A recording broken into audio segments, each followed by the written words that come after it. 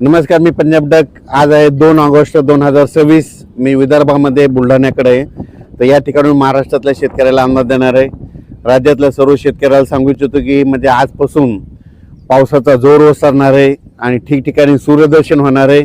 म्हणून शेतीचे कामे करून घेण्यासाठी पोषक वातावरण आहे. पण हे असताना देखील काय होणार आहे, 6 ऑगस्टपर्यंत स्थानिक वातावरण तयार होऊन 10 मिनिटाचा, 20 मिनिटाचा, अर्ध्या तासाचा पाऊस काय होणार आहे, दुपारनंतर येणार आहे. म्हणून अंदाज लक्षात यायचा. पण असा खूप काय मोठा अतिवृष्टी, मुसळधार पाऊस काय पडणार नाही. म्हणून हे देखील अंदाज सर्व शेतकऱ्यांना लक्षात यायचा. 7 तारखेच्या नंतर वातावरणात आणखीन बदल होईल, चांगलं सूर्यदर्शन होईल. त्याच्यानंतर शेतकऱ्यांना कामं करण्यासाठी जवळपास 15 ऑगस्टपर्यंत शेतकऱ्यांनी कामे शेतीचे करण्यासाठी वेळ भेटणार आहे. म्हणून हा अंदाज सर्व शेतकऱ्यांना लक्षात यायचा. पण राज्यात मग शेतकऱ्यांनी 15 तारखेपर्यंत आपण आपली शेतीची कामे करायची. कारण की काय होणार आहे, 16-17च्या दरम्यान परत एक काय होणार आहे, बंगालच्या खाडीमध्ये एक कमी दाबाचा पट्टा तयार होणार आहे. आणि आपल्याकडं उन्हाची तीव्रता असल्यामुळं मग ते कमी दाबाचा पट्टा महाराष्ट्राकडे येईल. आणि ते महाराष्ट्राकडे आल्याच्या नंतर आता जसा पाऊस पडला तसाच मग राज्यामध्ये काही भागामध्ये पाऊस पडणार आहे. म्हणून हा अंदाज लक्षात घ्यायचा.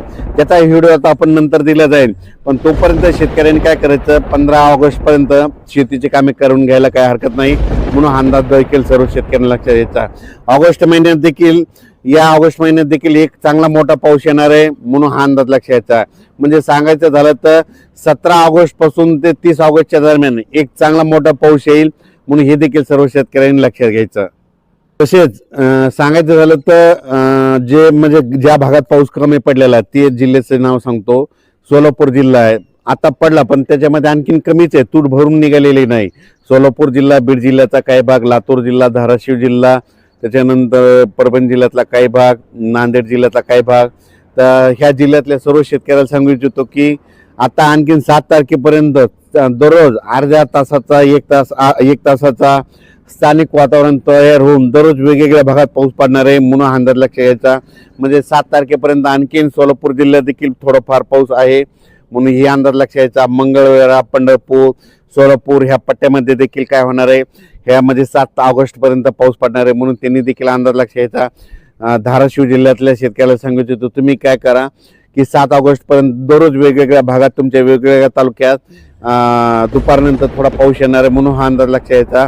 त्यानंतर बीड जिल्ह्यात देखील तशीच परिस्थिती राहील, परभणी जिल्ह्यात तशीच परिस्थिती राहील, जालना जिल्ह्यात देखील तसंच राहील. इकडं हिंगोली, वाशिम, नांदेड तिकडे देखील असाच स्थानिक वातावरण तयार होऊन पाऊस पडेल.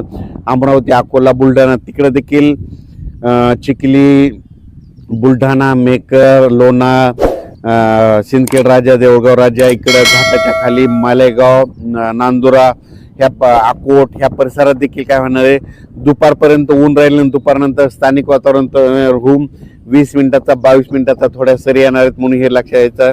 आणि त्याच्यानंतर राज्यातल्या शेतकऱ्याला सांगू इच्छितो की सध्या तरी आता मोठा पाऊस नाही. मग मोठा पाऊस कधी येईल की मग 15 ऑगस्टच्या नंतर, म्हणजे ते 17 ऑगस्टच्या 30 ऑगस्टच्या दरम्यान येणार. म्हणून तोपर्यंत शेतीची कामे करून घ्यायला हरकत नाही. राज्यात आणखीन जे काही धरण, तळे, छोटे छोटे तलाव राहिलेले आहेत, तर खास करून पश्चिम महाराष्ट्रातल्या शेतकऱ्याला सांगू इच्छितो की तुम्ही देखील काही काळजी करू नका. तुमच्याकडे देखील काय होणार, ऑगस्टचा एक पाऊस पडणार आहे मोठा, आणि परतीचा पाऊस सप्टेंबर, ऑक्टोबरचा देखील खूप पडणार आहे. म्हणून तुमच्यासाठी आनंदाची बातमी. म्हणून हे अंदाज लक्षात घ्यायचा. सोशल मीडियातून काय आलं की अशा अफवा येतात की खंड पडणार आहे. तर तुम्हाला सांगतो, खंड म्हणजे कसं असतंय, समजा आजपासून जर खंड पडला तर महाराष्ट्रामध्ये कुठंच एक पावसाचा थेंब पडत नाही, त्याला खंड म्हणतात. पण तुम्हाला एक सांगू इच्छितो, 7-8 तारखेपर्यंत तर हे पाऊस असा थोडाफार चालूच राहणार आहे. त्याच्यानंतर 13, 14, 15च्या दरम्यान नागपूर, भंडारा, वर्धा, गोंदिया, अमरावती, अकोला, बुलढाणा ह्या परिसरात, त्याच्यानंतर 13, 14, 15ला असा थोडा पाऊस येत राहणार आहे. मग याला खंड म्हणतात का? खंड म्हणजे कसा असतो की महाराष्ट्रात कुठंच पावसाचा एक देखील थेंब पडत नाही, घाटमाथ्यावर देखील पाऊस येत नाही, त्याला खंड म्हणतात. तर तुम्हाला सांगतो, तसा खंड वगैरे काही एवढा पडणार नाही. म्हणून काही चिंता करायची गरज नाही. पाऊस असाच महाराष्ट्रामध्ये चालू राहील. फक्त काय होईल, आज या भागात, उद्या त्या भागात, परवा त्या भागात, असं करत करत 15, 16, 17 ऑगस्टपर्यंत असाच पाऊस विखुरलेल्या स्वरूपाचा पडत राहील. एकदम पाऊस असा बंद होणार नाही. 15-20 दिवस असा एकदम स्टॉप कुठलाच पाऊस होणार नाही. म्हणून अंदाज लक्षात यायचा.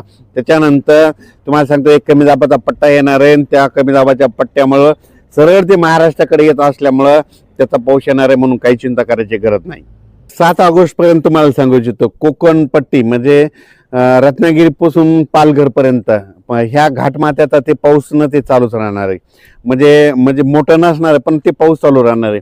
त्याच्यामध्ये राहिलं झालं आता इकडं सोलापूर जिल्हा, धाराशिव जिल्हा, बीड जिल्हा, परभणी जिल्हा, अहिल्यानगर, त्याच्यानंतर संभाजीनगर, जालना जिल्हा, परभणी जिल्हा, नांदेड जिल्हा, हिंगोली जिल्हा, वाशिम जिल्हा, बुलढाणा जिल्हा, अकोला जिल्हा, अमरावती जिल्हा, यवतमाळ जिल्हा, त्याच्यानंतर भंडारा, नागपूर ह्या पट्ट्यामधला पाऊस काय होणार आहे थोडं थोडं चालूच राहणार आहे. असं एकदम काय बंद होणार नाही.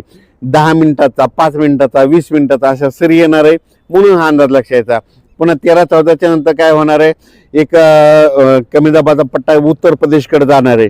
त्याच्यामध्ये काय होणार ते थोडंफार विदर्भाकडून जात असल्यामुळं म्हणजे मध्य प्रदेश कडून जात असल्यामुळं थोडंफार विदर्भात देखील 13-14-15 दरम्यान ते देखील पाऊस थोडंफार पडणार आहे. पण असा एकदम पाऊस काय बंद होणार नाही. पण 17 ऑगस्टच्या नंतर एक कमी दाबाचा पट्टा तयार झालेला ते येईल आणि ते मात्र धुमाकूळ घालणार आहे म्हणून अंदाज लक्षात घ्यायचा.